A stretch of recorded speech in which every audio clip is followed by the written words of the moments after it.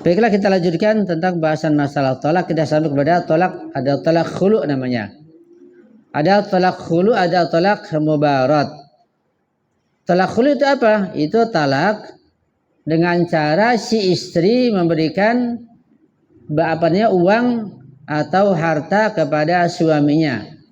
Jadi istilah gampangnya gitu, karena talak itu ada pada hak si suami, suaminya nggak mau talak istrinya juga. Sementara kebencian ada pada pihak istri, suaminya agak benci, maka istri supaya bisa ditolak, dia membayar uang kepada suaminya yang disepakati berapa agar suaminya mentalaknya. Jadi istri menyogok suami gitu, membayar. Untuk tujuan apa? Untuk tujuan agar si suami mau mentalak istrinya. Nah, khulu ini kebencian dari sebelah pihak. Yaitu si istri sudah nggak suka pada suaminya, suami masih suka, suami gak mau talaknya. Istri nggak suka karena mungkin udah nggak ganteng lagi, sudah tua, sudah priot. Istri nggak suka, maka dia bayar dengan uang supaya suaminya mau mentalaknya. Ketika suaminya bersedia untuk menerima uang talak, maka terjadi talak khulu namanya. Itu ada ungkapan sendiri nanti, ya, ada bacaan sendiri, bukan seperti talak biasa. Ada syarat-syarat yang harus dipenuhi dalam masalah khulu atau talak khulu, ya. Juga seperti talak yang sebelumnya, talak biasa, yaitu adanya sigo tertentu, ada 2 orang saksi, ya, dan dengan kesadaran. Cuma bedanya talak biasa dengan talak khulu, ya, talak iddah dengan talak khulu. Talak khulu itu karena kebencian dari pihak istri. Artinya nggak suka begitu. Nggak suka kenapa? Ya macam-macam. Ya karena fisiknya, karena badannya, karena mukanya, karena macam-macam. Pokoknya nggak suka sudah. Istri sudah merasa bosan. Suami masih bertahan. Maka istri membayar sejumlah uang agar suami mentalak dirinya. Jadi bedanya tolak khulu dengan tolak mubarat. Tolak khulu hanya kebencian dari pihak istri. Kalau tolak mubarat, kebencian dari kedua pihak. Si istri sudah benci pada suaminya, suaminya pun membenci istrinya. Iya, karena mungkin rupanya, karena tingkah lakunya, karena akhlaknya, karena yang lainnya. Itu namanya tolak mubarat. Kalau sama-sama sudah tidak mencintainya lagi, saling membenci. Sekarang sigot atau ungkapan tolak khulu. Ya. Tolak khulu bisa juga terjadi dengan lafaz talak.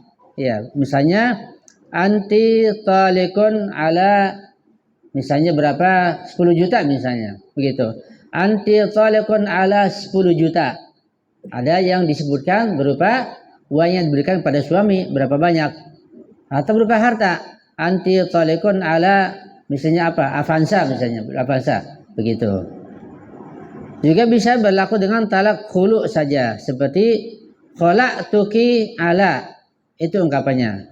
Aku tolak kepada engkau, talak khulu ala dengan imbalan berapa misalnya. Khala'tuki ala sebuah rumah misalnya, begitu. Khala'tuki ala sebuah motor, bisa juga. Atau anti muhtala'atun ala kada. Tapi yang ahwatnya, istibabinya hendaklah dengan menggunakan lafaz khulu dibanding lafaz tolak. Jadi boleh lafaz tolak anti tolikun dengan tambahan ala berapa, tapi yang bagus, yang sunat dengan lafaz khulu tadi itu. Itu kalau si istri bersedia untuk menyogok suaminya untuk bisa mentalaknya. Di dalam masalah pemberian di sini, dalam masalah talak khulu, pemberian dari pihak si istri agar suami mentalaknya, ya, dan adalah itu diungkapkan dengan ungkapan yang jelas berupa kalimat talak tadi itu. Dan syarat yang lain adalah tidak ada jeda, tidak ada pemisah antara ungkapan pemberian dengan talak. Jangan diberikannya hari ini, talaknya besok, itu nggak sah.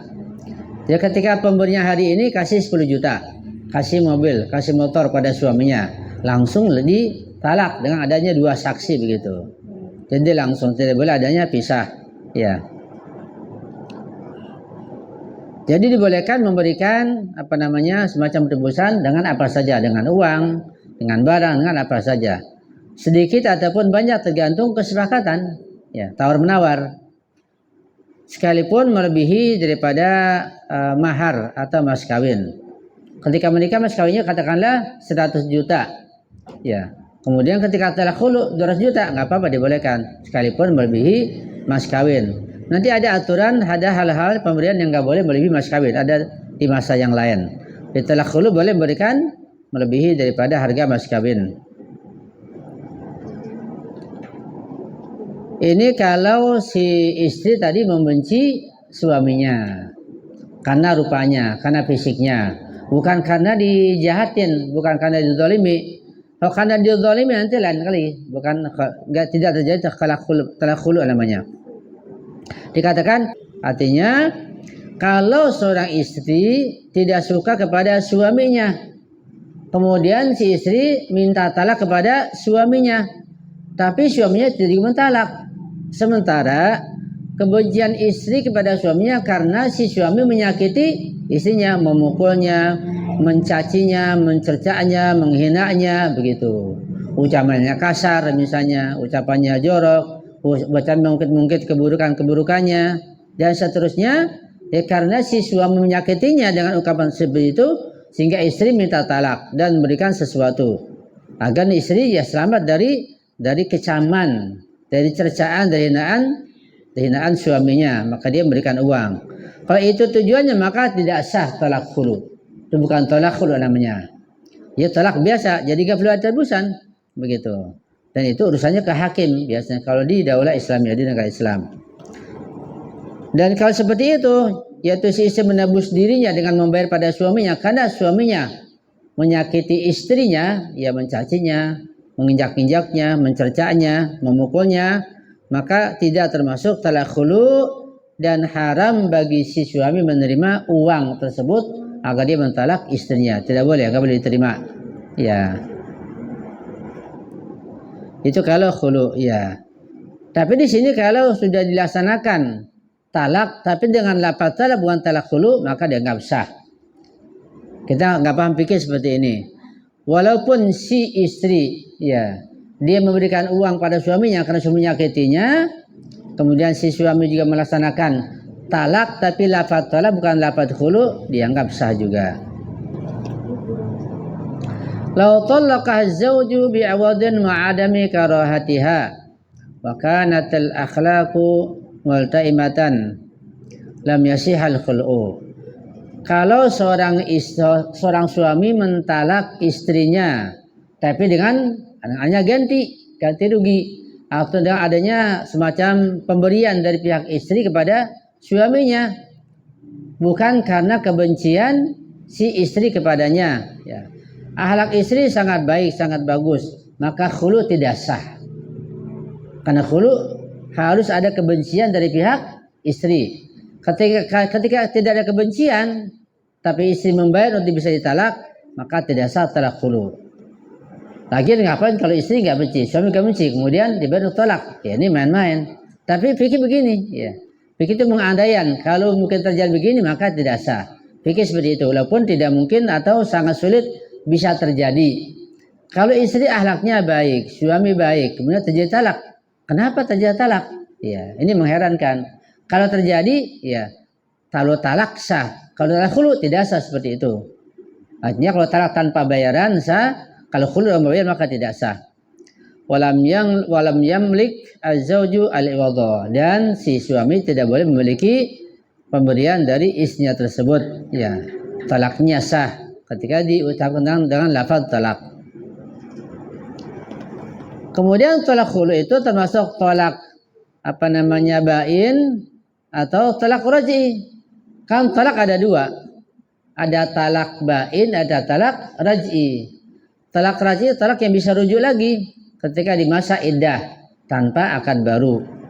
Kalau habisnya iddahnya maka rujuknya dengan akad yang baru. Itu namanya talak raj'i. Kalau talak bain nggak bisa kembali lagi selamanya sampai menikah dengan laki-laki yang lain, nikahnya nikah daim, kemudian ya kumpul, ya dukhul begitu, kemudian dicerai iddah baru bisa kembali. Seperti wanita yang ditalak ketika masih kecil, ya, atau wanita ditalak ketika sudah sudah menipos, maka talaknya talak bain. Nah talak khulu termasuk talak bain. Jadi kalau seorang istri membenci suaminya karena suatu hal, karena fisiknya, karena apanya, kemudian si suami enggak mau mentalaknya kecuali istri memberikan sesuatu, maka istri memberikan sesuatu sehingga ditalak dengan talak khulu, maka ini talak bain. Suaminya enggak bisa rujuk lagi sampai si istri ini menikah dengan laki-laki yang lain, menikah daim, kemudian kumpul tidur bersama, ya jima begitu. Kemudian ditalak, kemudian iddah, baru bisa kembali ke suaminya yang pertama. Dengan adanya muhalil namanya. Ada pembicaraan daim ya? Berarti enggak dia? Iya, enggak. Harus daim. Harus daim, harus dukhul juga. Kalau enggak dukhul, enggak bisa. Jadi muhalilnya tidak sah kalau tanpa adanya dukhul. La yaqau fihi ar-ruju' asna' al-iddah dunal aqdi. Tidak terjadi rujuk ketika di masa iddahnya tanpa akad. Ya. Ya, talak khulu adalah talak bain yang tidak ada rujuk di tengah-tengah iddah. Illa idza raja'atil mar'atu fi ma badalat, kecuali kalau si istri ya dia mengambil kembali uangnya, suami menyetujuinya begitu. Ya. Wa ruju' jaizun asna' iddah, maka ketika di tengah iddah bisa lagi rujuk. Fa idza raja'at fi ma badalat jaza li zawji ar-ruju' ilaiha madamat fil iddah. Kalau si istri mengambil kembali uang dari suaminya cepat-cepat begitu, merasa menyesal, suaminya pun bersedia untuk memberikan uangnya kembali, maka boleh rujuk ketika dalam iddah. Itu dengan syarat. Itu tentang talak khulu. Ya, paham ya, jelas ya talak khulu. Ada gambaran ya. Kenapa? Dari satu sisi dibilang bain, dari sisi lain ketika memenuhi syarat boleh rujuk. Iya. Itulah kelebihan talak khulu namanya. Ya. Talak khulu seperti itu. Ketika si istri mengambil kembali pemberiannya, suaminya setuju, maka khulunya bisa jadi gugur dan bisa rujuk ketika masih iddah gitu. Fikih seperti itu. Itu yang membedakan antara bain karena masih kecil ditalak, atau karena sudah menipos, atau karena yang lainnya. Tentang talak khulu ada pertanyaan? Kalau ada, dipersilakan.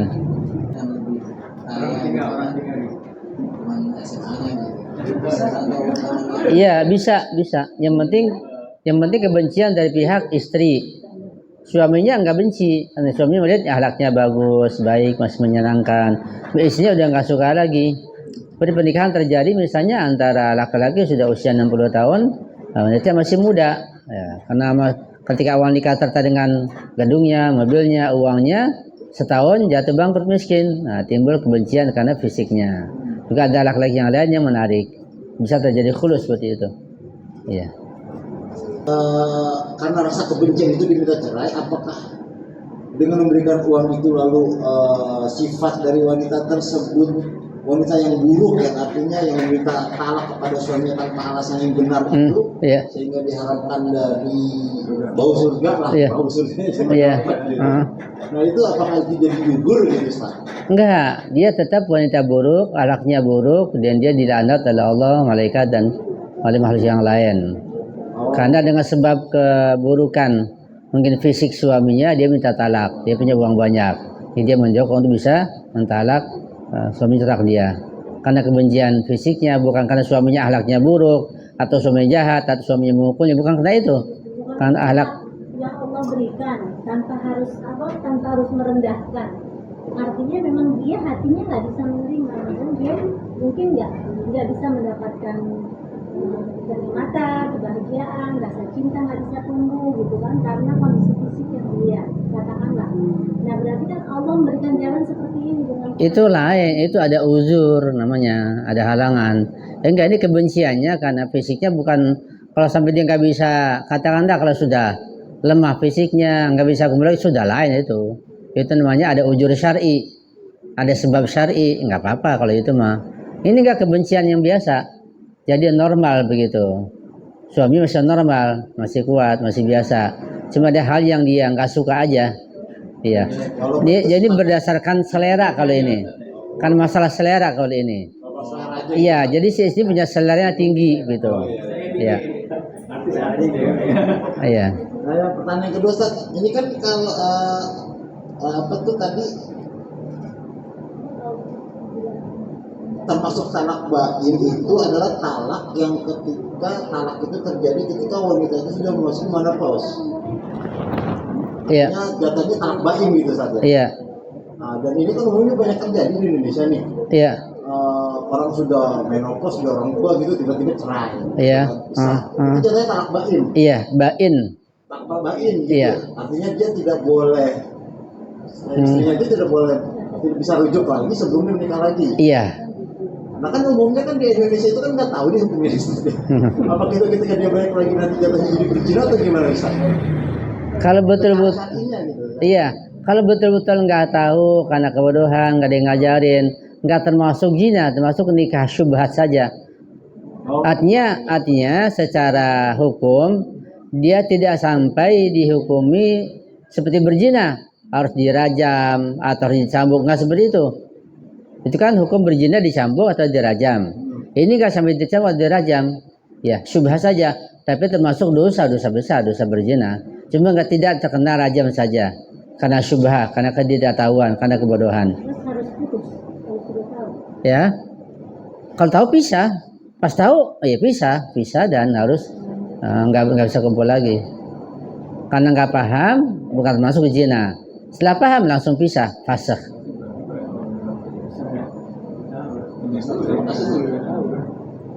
Iya.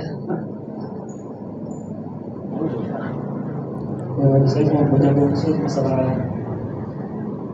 talak khulu ya. Khulu, iya. Kha lam ain khulu, iya. Khulu. Hmm. Kalau seandainya si suami itu nggak mau terima Pemberian dari wanita itu, dari istrinya ya. ya Nah, nggak bisa sih. bisa, kan talak ada di hak suami. Talak ada di hak suami. Suaminya nggak nerima, saya nggak mau talak kamu. Iya, nggak ada alasan lain. Karena kebencian si istri itu karena hal-hal yang tidak mendasar, bukan syar'i kebenciannya. Kalau kebencian syar'i misalnya suaminya misalnya impoten karena sakit, atau suaminya punya penyakit yang bisa menular atau apalah begitu, itu syar'i, itu talak nanti ke hakim. Iya. Kalau misalnya seperti itu kebencian yang ringan karena dasar selera, suami boleh bertahan, nanti menasihati istrinya. Kalau di pengadilan si istri dinasihatin, ya apa kamu ada yang menggoda lain, ada yang ingin harta atau bagaimana? Nanti dia bisa ngaku, oh iya adalah klien yang ganteng gitu saja. Nah, dia bukan orang Jawa, dia orang Iran, misalnya dia orang Irak, orang Eropa gitu. Saya bosan sama suami saya. Nanti dikasih nasihat, ya. Katakanlah misalkan suami itu tidak menafkahi keluarga. Tidak apa? Tidak menafkahi keluarga. Itu lain lagi. Nah, itu udah punya hutang. Kalau itu sewajarnya. Ini pertanyaannya ketika ada alasan, terus cuman ada alasan kebencian dari istri, Iya. akan tapi suami nggak menerima dan nggak mau mentalak, apa yang akan terjadi? Benar nggak pertanyaannya? Iya. Jadi kebencian istri itu kebencian yang dasarnya selera, bukan karena kebencian dasarnya syar'i. Kalau dasar sih bisa suaminya pemabuk atau suaminya berlaku jahat, katanya berlaku tingkah lakunya, akhlaknya suka mukul, mencaci maki atau nggak ngasih nafkah. Kalau gitu di pengadilan ya cerai, dan itu nggak boleh ngasih uang si istrinya, nggak halal. Suami nggak boleh menerima, nggak halal juga, karena bukan khulu. Itu ada dasar, ada hal yang mendasar. Kalau suami tidak mau menceraikan itu tetap cerai juga. Nggak bisa di pengadilan, nanti diadili dulu. Kalau nggak bisa didamaikan, ya dicerai. Dicari solusinya. Kalau dia pemabuk, dia mau tobat enggak? Si istrinya menerima enggak? Gitu. Oh dia misalnya ya sudah kecanduan dengan heroin, narkoba, ganja. Dilihat nanti. Ada pengadilan yang menengahi. Iya. Sekarang problemnya adalah Ya. ketika ada seorang wanita yang sudah tidak suka sama suaminya, dengan dalil dibantukan uang itu kepada suaminya untuk minta ditalak dulu. Iya. Akan tetapi pertanyaannya, ketika suaminya tidak mau mentalak walaupun dibayar dengan seberapapun, Iya. itu ada jalan keluar lain nggak? Iya, nanti ke pengadilan, ke qadhi. Alasan si istri ini logis atau tidak logis?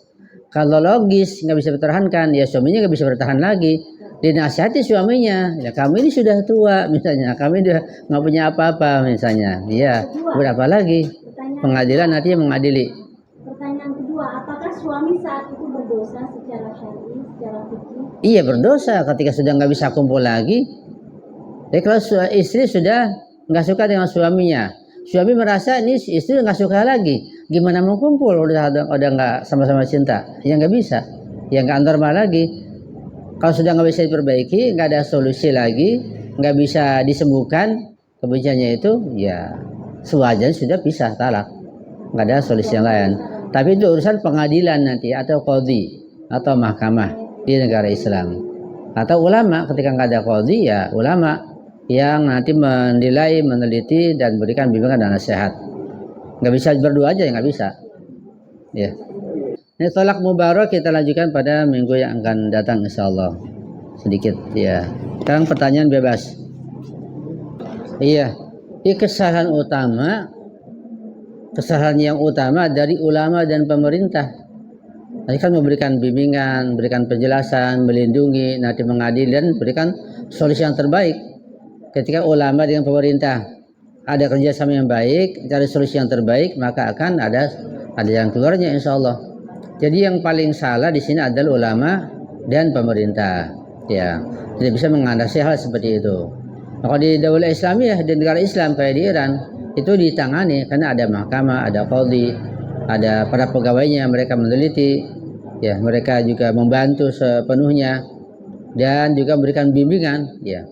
Dan penjara di sana bukan kayak penjara di Indonesia. Di sana penjaranya enak, kasih makan, kasih minum, kasih nasihat, olahraga, kasih obat terus. Jadi pulang dari penjara itu sehat dan tidak kembali berbuat zaliman.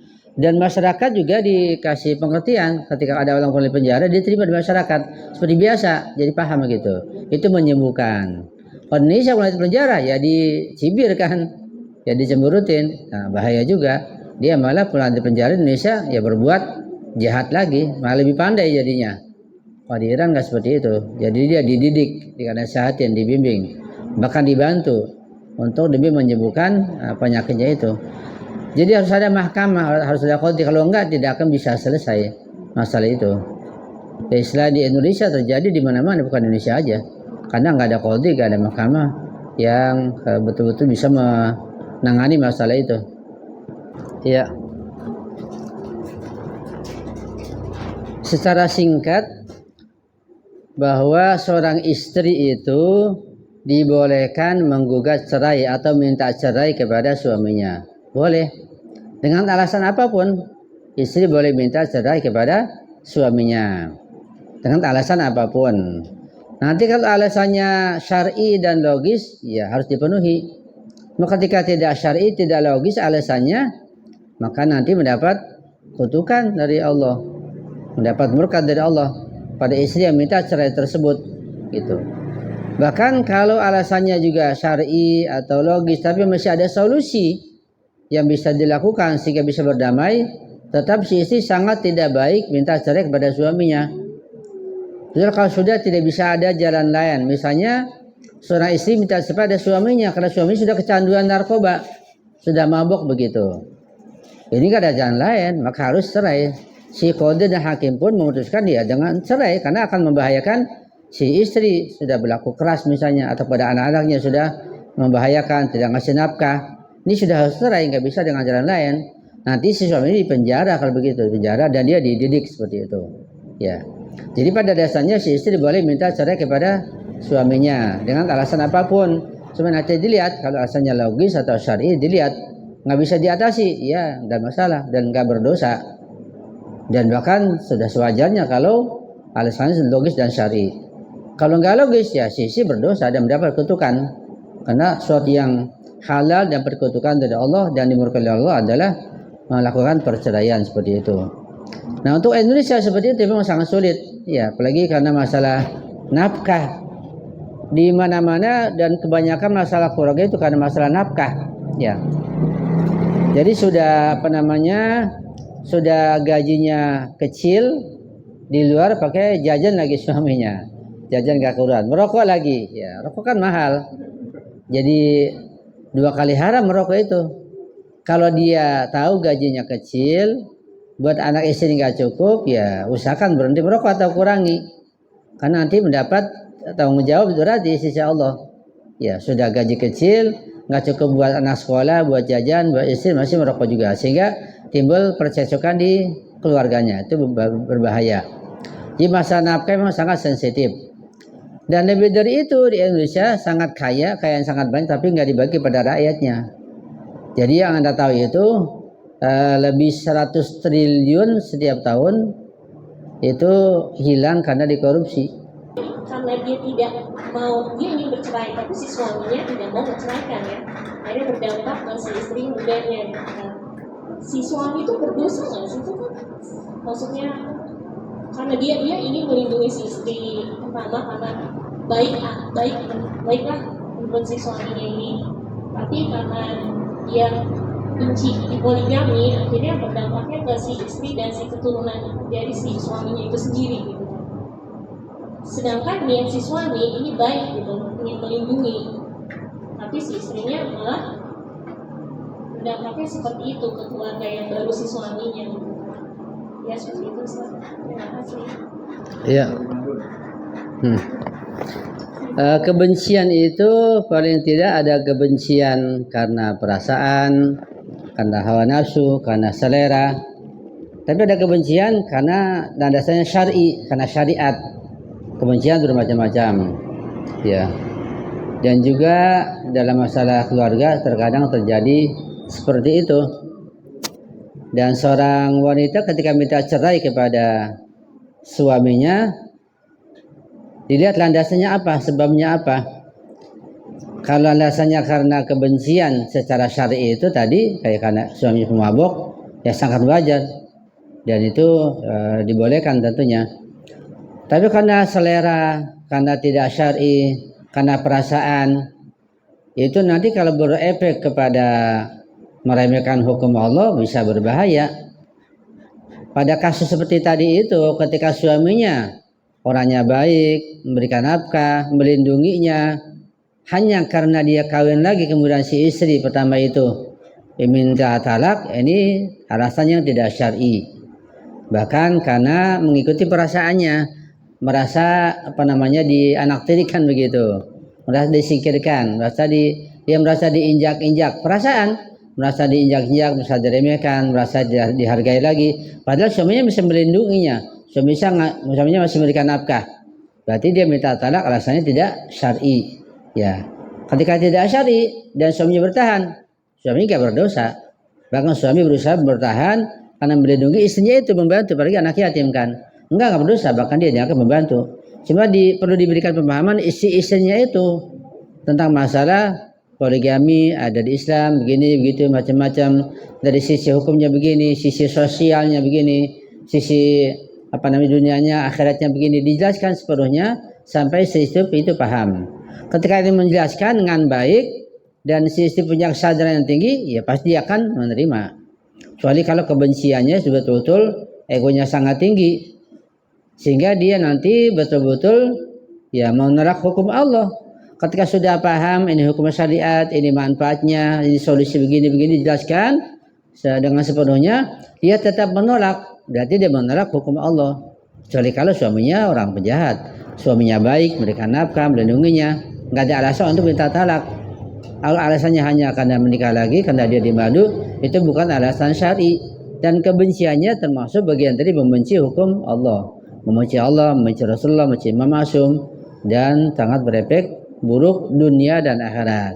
Karena kalau seorang istri mengikuti perasaannya, dicerai katakanlah dia anak yatim satu, dari mana yang membantu nafkahnya, tinggal di mana, ditalakkan sudah putus nafkahnya, rumahnya semuanya. Kemudian yang kedua, status dia, karena laki-laki beda, laki-laki kalau menduda itu ya biasa, nggak ada masalah. Walaupun dia diajak teman-temannya enggak stres, biasa. Laki-laki duda, status duda enggak begitu bermasalah. Kalau perempuan bisa janda kayak apa kira-kira di masyarakat? Ya, digoda laki-laki lain, dilirik, nanti macam-macam sudah efek sangat buruk. Kalau perempuan itu menjanda, jadi sangat buruk. Nah dia tidak paham karena ikut perasaannya pada kondisi itu minta cerai. Setelah dicerai dia akan menyesal pastinya karena nggak ada yang melindunginya, nggak ada yang membantunya, nggak ada yang memperhatikannya.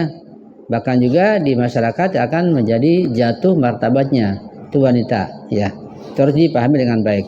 Dan memang untuk mengamalkan hukum Allah ini memang sangat berat, perlu pemahaman yang luas. Yang penting jangan sampai berefek kepada mengingkari hukum Allah itu yang berat ya. Itu yang bisa saya berikan jawabannya. Ya, saya menambahkan ya. Ya. Boleh. Ya, dari satu sisi pertama ya, itu mungkin pertama. Artinya dia apakah tidak lebih baik menjadi pertimbangan buat si suami untuk mencoba, karena ketika sudah katakanlah ketika sudah berusaha ya, karena usaha katakanlah keterpurukan yang dalam itu belum tentu bisa diselesaikan dengan agama secara murni. Artinya belum tentu bisa diselesaikan masalah hatinya itu hanya dengan ayat-ayat dan hadis-hadis Nabi gitu kan. Tapi mungkin perlu psikolog, perlu terapis mental seperti itu. Nah, apakah si suami itu sudah mengusahakan hal itu? Karena itu juga perlu biaya gitu. Karena masalah psikis nggak bisa diselesaikan dengan hal yang mudah gitu. Perlu terapi khusus gitu. Nah, satu itu. Yang kedua, kalau seandainya suami tidak melakukan hal itu, hanya mengatakan, hanya menguatkan ala kadarnya, itu kan nggak bisa juga, karena masalah hati, masalah keterpurukan yang dalam, masalah kekecewaan yang dalam itu nggak dibuat-buat gitu. Tapi ya benar, mungkin karena keimanan yang rendah, mungkin karena keikhlasan yang kurang, penerimaan terhadap hukum Allah yang tidak sepenuhnya, akan tetapi keterpurukan yang banget itu kan harus dibangunkan gitu ya. Maksudnya mungkin pertama suami membantu si istri untuk selamat dulu dari keterpurukan jiwa dia.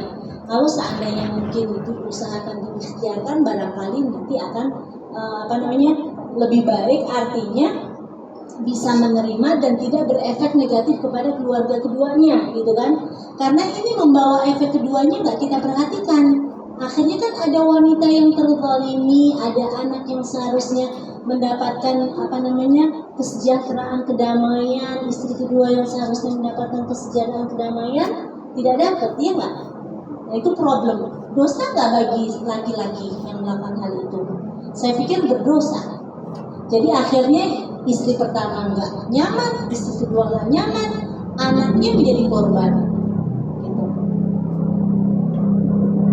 Itu enggak, kecuali kalau katakanlah sudah diterapi terus nggak bisa, apakah nggak sebaiknya sudah dicerai aja, tapi dia siapkan katakan bantuannya, mungkin rumah ala kadarnya atau kontrakan ala kadarnya gitu, sehingga nanti barangkali dengan kebaikan dia yang dia lakukan seperti itu ya kan, dia akan mempelajari toh masih ada masa jeda, maksudnya masa waktu untuk kembali rujuk gitu kan. Barangkali memperbaiki, saya pikir lebih baik seperti itu mungkin. Jadi pertama dicoba dulu terapi. Kalau misalnya berhasil ya alhamdulillah, berarti insya Allah akan berefek baik kepada ketiga belah pihak, dua keluarga ini. Tapi kalau terapi nggak membawa, daripada terus suami nggak pernah tenang, bagaimana bisa tenang ketika dari istri pertama ada ketidaknyamanan seperti itu kan pasti ada. Dari istri kedua dia bingung juga, ya nggak, pusing semuanya, kesian. Jadi begitu aja, coba benar nggak ini masukannya? Iya, secara singkat dari kasus yang tadi dijelaskan itu, suami bisa berdosa, bisa juga tidak berdosa. Suami berdosa kalau tidak menjalankan dan memenuhi hak-hak istrinya dan keluarganya. Istri pertama, istri kedua, anaknya, ketika tidak dipenuhi hak-haknya berdosa, jelas. Dan suami tidak berdosa kalau dia memenuhi semuanya. Ya ke dokter, ayo, uang dikasih, mobil ada, rumah ada, semua dikasih. Tapi tetap dengan keegoannya yang menerima istrinya tersebut, ya suami nggak berdosa. Jadi suami bisa nggak dosa secara fikih karena dia memenuhi kebutuhan kehidupan materi semua istrinya. Akan tetapi apakah di sini suami tidak berdosa secara akhlak? Itu pertanyaan. Iya. Tadi saya jelaskan suami ketika memenuhi semua hak-hak istrinya, pertama kedua anaknya, terpenuhi semuanya dan juga keadilannya secara syar'i tidak berdosa. Kalau dia memang teledor, lalai, ya atau ada unsur kesengajaan, tentu di situ berdosa. Kalau nafkah sudah dikasih, dokter sudah, konsultasi sudah, semua sudah, ya nggak berdosa. Itu yang pertama secara global. Yang kedua, seperti pertanyaan kemarin ada ikhwan di Khatam Nabi yang memisahkan antara psikologi dengan Islam, nggak bisa dipisahkan, ya. Karena psikologi bagian dari Islam. Jadi ulama yang paham itu ulama yang mengerti ilmu psikologi. Dan siapa lagi selain ulama yang bisa lebih paham tentang psikologi? Karena psikologi bagian daripada penyakit ruh, mengatasi ruh. Ruh ada di Islam, di Syiah lebih dalam lagi. Jadi nggak bisa dipisahkan antara pengetahuan ulama dengan psikologi. Setiap ulama pasti mengerti psikologi masalah ruh. Jadi kita kenapa tuh ulama enggak konsultasi ke psikologi yang mana? Yang di UI, di rumah sakit mana? Di UI ulama sudah menguasai semuanya. Kehadiran seperti itu. Jadi nggak bisa dipisahkan antara psikologi dengan keislaman. Jadi nggak ada pemisahan. Psikologi bagian dari Islam itu sendiri. Ketika ulama sudah betul-betul ulama pastilah mengerti masalah ruh, tentang ruh. Apalagi di Syiah tentang ruh sangat dalam sekali. Jadi nggak bisa dipisahkan. Kemudian ulama yang juga membahas kitab-kitab sangat banyak. Nah ilmu nafs itu sangat luas, nggak bisa dipisahkan dengan masalah keislaman. Ya. Jadi kesimpulannya suami bisa berdosa, bisa nggak berdosa. Dan dosa dan kesalahan ada dua macam. Ada dosa dan kesalahan betul-betul secara syar'i, berbuat jahat, menipu, berdusta, mencuri, menyakiti, menzalimi, betul-betul dosa dan kesalahan. Ada dosa kedua, tidak dosa cuma dianggap dosa. Hatta Nabi pun, hatta Imam Ma'sum pun dianggap orang yang salah, yang berdosa di mata orang munafikin, orang-orang musyrikin, begitu. Sekarang pun kayak Iran, Hamas, Hizbullah paling berdosa, paling salah di mata Zionis. Itu dosa di matanya. Jadi ada dosa secara syar'i di mata Allah, ada dosa di mata manusia. Sampai Nabi pun ya berdosa. Karena itu kata Allah dalam ayatnya tentang masalah itu, Allah akan ampuni dosa kamu yang lampau maupun yang akan datang. Dosa di mata manusia. Nabi Musa pun begitu, ada dosa di mata manusia, bukan di mata Allah. Kita pun di masyarakat begitu, ada dosa kita kepada Allah, ada dosa kita ya di mata manusia. Yang penting yang kita jaga jangan sampai kita melakukan dosa di sisi Allah. Kalau dosa pada manusia ya ridwan nasi qayatun la tudrak. Kita ingin manusia ridho pada kita semuanya, itu hal yang mustahil, nggak terjadi. Jadi kita ini ahlul bait Syiah paling dosanya orang di masyarakat. Bukan dosa di sisi Allah Subhanahu wa taala. Suami begitu ada dosa ya di mata Allah karena tidak menjalankan hak wanita, hak istrinya, anaknya, tidak ngasih nafkah, mentoliminya, dosa di mata Allah. Ada dosa ya karena di mata istri yang pertama, bukan dosa di mata Allah karena kawin lagi. Tuh. Jelas ya? Insyaallah ya. Saya boleh tanya lagi, Pak? Boleh ya. Kita berantem. Enggak, tadi saya menerima tentang bahwa ulama yang mengetahui ilmu lahir dan batin, yang mengetahui ilmu agama secara mendalam, pasti menguasai semua ilmu. Akan tetapi yang jadi masalah, metode penyampaian, metode penyelesaian masalah itu belum tentu dimiliki oleh ulama gitu. Sebagaimana di Iran juga, kenapa harus ada katakanlah klinik-klinik terapis psikologis? Karena itu tadi mereka mempelajari ilmu penyampaian gitu, ilmu metode penyampaian dalam menyelesaikan masalah secara psikologi. Kita tidak, maksudnya saya mau bilang tidak merendahkan ulama, bukan ulama tidak menyelesaikan ya, bukan agama tidak menyelesaikan, bukan hadis dan Al-Quran tidak menyelesaikan. Alhamdulillah tidak seperti itu. Cuman metode dalam menyelesaikan masalah itu belum tentu dimiliki oleh katakanlah ulama yang menguasai bidang ulama yang menguasai agama sangat detail gitu, yang tahu tentang ilmu sepenuhnya gitu. Maksudnya begitu Abu ya. Artinya jika coba diikhtiarkan kepada seorang konsultan keluarga yang benar-benar mengetahui metode dalam menyelesaikan masalah, katakanlah mungkin bisa mengubah alam bawah sadar kekecewaannya itu berubah menjadi keindahan-keindahan atau bisa mewujudkan aura positif pada dirinya, maka itu akan menyelesaikan masalah gitu loh. Dan itu dari agama, bukan di luar agama gitu maksudnya Bu ya. Itu satu. Yang kedua, benar ya, maksudnya kita pesan sebagai ibu-ibu ya, karena kita kan harus menjaga keluarga yang bukan hanya keluarga yang sejahtera secara materi. Benar nggak sih bapak-bapak? Betul nggak? Kita harus menciptakan keluarga yang sejahtera materi lahir dan batin maknawiyahnya, kedamaian, kesejahteraan batinnya, nggak sih? Apa artinya ketika seorang wanita dipenuhi secara materi sepenuh-penuhnya, karena sebagai tanggung jawab seorang suami, bahkan plus gitu dari kondisi aslinya. Akan tetapi masalah bukan maknawi ya, masalah ketenangan, ketentraman, kedamaian jiwa tidak diperhatikan.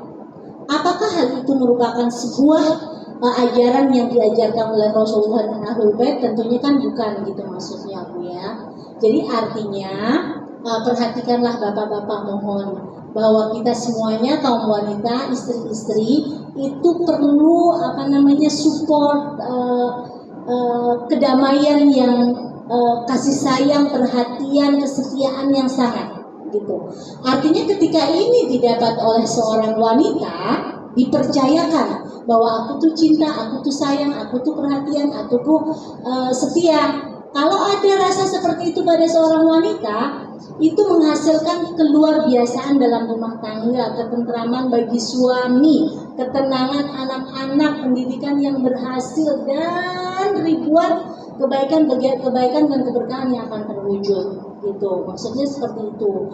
Nah, artinya saya masih menganggap bagi laki-laki, bagi kaum laki-laki, bagi suami yang tidak memperhatikan masalah kebahagiaan, ketentraman istrinya ya dengan maksimal, hanya memikirkan masalah kewajiban materi saja, saya pikir itu masih kurang, masih belum sempurna bagi laki-laki itu.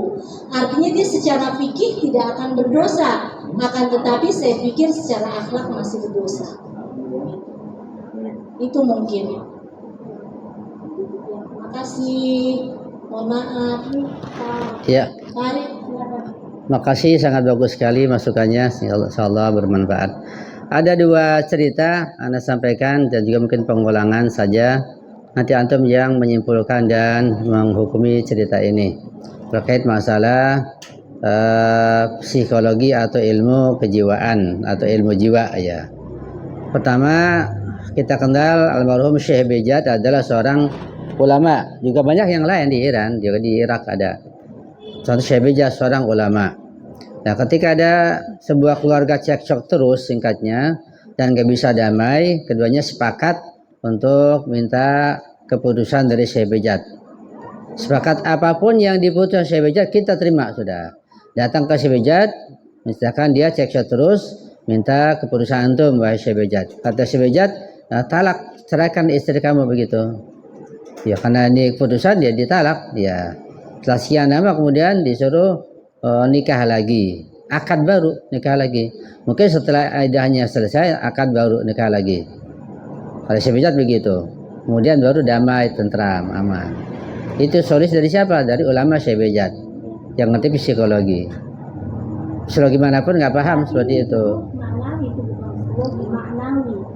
Lah iya, namanya masalah ruh kan maknawi ya. Iya, maksudnya bukan yang tadi yang aku maksudkan terapi psikologi. Yang kedua, juga ada orang yang sama, keluarga yang sama. Ketika ribut terus, datang ke Syekh Bejat, kata Syekh Bejat, nanti kamu gajian, berikan hadiah buat istrimu. kajian, ngasih hadiah, selesai sudah, nggak cocok lagi. Itu cerita yang pertama. Yang kedua, Rasulullah. Ketika Rasulullah memiliki beberapa istri, datang pada istrinya kepada Maria Kim, dia disediakan madu, Nabi minum, ketahuan dengan istri yang lain, oleh istri yang lain, timbul kecemburuan. Sampai turun ayat surat At-Tahrim yang lahiriahnya mengecam Nabi. Ya ayuhan Nabi, lima tuharrimu ma ahallallahu lak tabtagi maradhata azwajik. Wahai Nabi Muhammad, mengapa engkau mengharamkan? Ya Allah halalkan madu. Kenapa engkau haramkan? Karena ketahuan yang lain. Udah, aku enggak minum madu lagi selama-lamanya. Ya tegur ya Allah lahiriahnya pada menegur istri itu. Ya, tabtagi maradhata azwajik, lantaran kamu ingin mencari keridhaan kesenangan istri-istrimu. Begitu. Jadi sekalipun ayat yang turun, ya di atas Nabi ada psikolog yang lain yang lebih tinggi. Di atas Nabi, di atas wahyu ada lagi psikolog yang lebih tinggi. Tidak ada lagi sampai turun ayat. Kalau sudah karakternya seperti itu, dia tidak akan bisa sembuh kecemburuannya pada wanita yang seperti itu sampai turun ayat sekalipun. Jadi bahasanya dilihat nanti dari sisi mana kekurangannya, kesalahannya, ya ulamanya bagaimana, psikolog bagaimana, penyampaiannya dan seterusnya itu tidak kita nggak bisa menyelesaikan di sini. Ya harus kita bahas lebih panjang lagi. Itu sekedar tambahan dari anak. Ya, Fadhil tadi dan bertanya silakan. Ya, ini tadi dia di awal-awal menjelaskan suami istri yang berkhianat seperti itu. Ya, seharusnya suaminya cari nafkah, berusaha cari hubungan, berdoa, keluar, berusaha semaksimal mungkin sesuai kemampuannya. Jangan diem aja, jangan di rumah aja. Yang kedua, istri pun ketika bekerja cari yang halal, yang menjaga kehormatannya, menjaga akhlaknya, menjaga ifahnya, nggak ada masalah. Pada kondisi suami misalnya menganggur karena terpaksa, baru di PHK misalnya, karena nggak mungkin dapat pekerjaan cepat, maka sisi yang bisa bekerja, cari pekerjaan yang bisa menjaga akhlaknya, pergaulannya, nggak ada masalah, dibolehkan. Ya, cuma betapa sengsaranya suami istri seperti itu. Kalau cara si istri dapat suami yang menganggur, yang malas, ya sangat sengsara. Istri pun suami dapat istri yang bekerja dan sembarangan, serampangan dalam melaksanakan pekerjaannya atau akhlaknya. Ya dua-duanya tidak ada kebahagiaan. Jadi kalau gitu nanti bahagianya si istri, kebahagiaannya di luar rumah. Ya. Hak suami itu untuk melarang itu kalah sama dominasi karena Ya sudah pasti ketika istrinya yang memberikan bantuan kepada dia, dari mulai makannya, juga termasuk rokoknya, keluarnya, jajannya, ya pastilah sudah nggak bisa, sudah disumpel lisannya dengan uang tersebut, nggak bisa berkutik apa-apa. Ya. Tapi untuk solusi islaminya secara syar'i, dia harus berusaha cari pekerjaan semaksimal mungkin. Yang kedua si istri cari pekerjaan yang halal, yang menjaga kehormatannya, akhlaknya dan kemuliaannya insyaallah. Ya. Kalau nggak ada solusi lain, ya nanti dilihat itu pengadilan nanti yang kalau misalnya kita jadi pengadilan, dia datang dulu kita tanya secara detail bagaimana tujuan hidup apa, pekerjaannya apa, bakatnya apa, dari pemerintah apa yang bisa dibantu. Jadi panjang, kita nggak bisa menghakimi secara sepintas begitu saja. Ya, memang saya seorang suami pengennya cari istri yang ada hartanya, ada uangnya. Ya nggak apa-apa. Dan si istri cari suami yang banyak hartanya juga. Cuma kalau tolak ukurnya harta, tidak akan langgeng, tidak akan bahagia. Ukurannya kata Rasulullah adalah agama dan akhlak, dua itu. Agama dan akhlak, itu ukurannya. Ada pada harta Allah akan berikan. Betapa banyaknya seorang istri menikah dengan seorang laki-laki karena melihat hartanya. Anak pun melihat sendiri dan banyak terjadi. Pada awal menikah suaminya Masya Allah punya kekayaan, punya mobil, punya rumah segala macam. Kan ada masanya. Ketika COVID bangkrut, ketika usaha gagal, ketika ini gagal. Nah ketika gagal itulah ketika istri menikah karena kekayaannya, karena kehormatan dari sisi harta, ketika bangkrut udah oleng, terjadi perceraian dan kacau jadinya. Kalau hanya karena kekayaan, tapi lihatlah karena agama dan karena akhlak, itu jadi landasan. Kalau karena kekayaan, dilihat dulu agamanya dan akhlaknya, itu yang paling penting. Ya. Itu yang salah bukan istri, yang salah ulamanya atau gurunya sama suami yang salah. Istri nggak salah. Ketika istri yang nggak tahu, suami nggak memberikan bimbingan, nggak memberikan teguran, ulama nggak memberikan pengajaran masalah agama, guru jangan ngasih tahu, sehingga istri nggak tahu, istri nggak salah. Istri jangan disalahkan, nggak salah. Masalah suaminya harusnya berikan make up, berikan bibir merah, berikan apa gitu, sehingga bisa berhias gitu. Maksud saya, Nah salah suaminya kalau nggak berhias. sudah menjadi buruk di masyarakat itu ya orang anak kerja pasti kan ya soleh. Berarti suaminya salah semua kalau begitu. Anak kerja seperti itu mau pandangan. Iya. Pindah di rumah. Di rumah aja terus. Sudah menjadi hukum di masyarakat. Iya, karena masyarakat dibentuk oleh para suami itu. Ya suami salah semuanya. Suami misalnya ketika mau keluar, ya dikasih make up, dikasih pakaian bagus, bahkan diberikan pakaian untuk kondangan. Suaminya salah. Berikan pakaian untuk kondangan bilangnya, enggak untuk di rumah. Jadi salah suaminya. Pokoknya istri nggak ada yang salah, salah suaminya semuanya. Membentuk masyarakat seperti itu.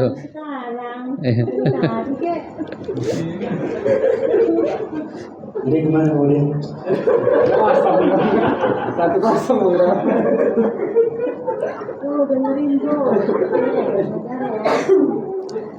Jadi disiapkan make upnya, bedaknya, bajunya, pakainya. Ini baju untuk tidur, ini baju apa namanya? Ketika ada tamu, ini baju ketika di kamar, disiapkan celananya semuanya, ya. Kemudian juga sisirnya, semua peralatan disiapkan untuk istrinya. Ketika ada alat disiapkan, tentu akan dipakai, ya. Kemudian secara syar'i ketika keluar rumah dijelaskan juga, kalau keluar rumah pakai make up nggak apa-apa tapi ditutup gitu. Pakai bibir nggak apa-apa tapi ditutup. Kalau sudah paham, insya Allah akan dilaksanakan. Jadi suami yang peka, yang mengerti, insya Allah menjadi tauladan. Ketika semua suami begitu, maka akan membentuk uruf masyarakat yang baik, insya Allah. Sehingga suami betah di rumah kalau begitu. Ya, jadi nanti juga mau kerja juga berat, males. Ya. Mana boleh?